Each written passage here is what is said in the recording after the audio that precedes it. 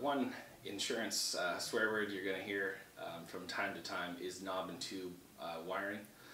Knob and tube wiring is something that was used at the sort of turn of the century when electricity in homes was certainly a newer thing, definitely in Western Canada and on the island. Knob and tube is quite easy to spot in a home. You're going to see it most likely in attics because that's where your lighting wiring is going to be, and it's the wiring of your lighting that's going to have the lower amperage usage. So if there had been any electrical remediation in the home previously and the individual doing the work sort of was cheaped out, if you will, the knob and tube will be left in the ceiling because the lights don't use as much electricity as a blender would or something you plug in. So you can kind of get away with knob and tube being in the ceiling and not see any problems with blowing breakers constantly and things like that, right? So have a look in your attic for knob and tube wiring.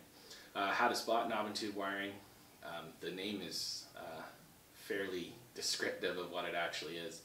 There will be ceramic knobs drilled into the soffits or the, how should you say, framing of the home. And then wire, copper wire, will be strung through the knobs or wrapped around it depending on the style. And then tubes will be placed over the wire. Sometimes it's fabric, sometimes it's a porcelain style product, and that's kind of your insulation. So why is knob and tube a little bit scary? Why is it not necessarily an insurable thing?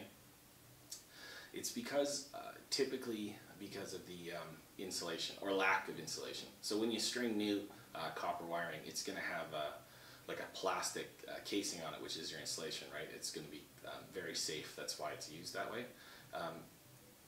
Lots of times the knob and tube insulation will simply fall off with age.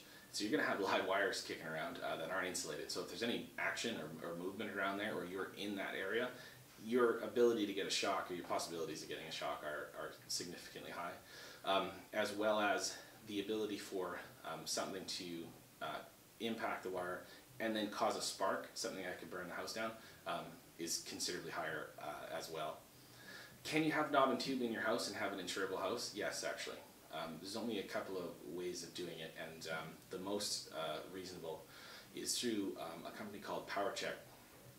PowerChecks is a company that will do an electrical inspection of your home. Not like a home inspector, they'll just do the electricity. What they'll do is provide you with a number or a classification of how safe your home is electrically, and they'll also give you a listing of what work needs to be done for it to be electrically safe or sound. The company will not perform the work, and this is the idea of PowerCheck, is it's sort of, they're never going to be in a conflict sort of situation because they will only recommend what work needs to be done for it to be safe, and then you'll have to find your own contractor to do it.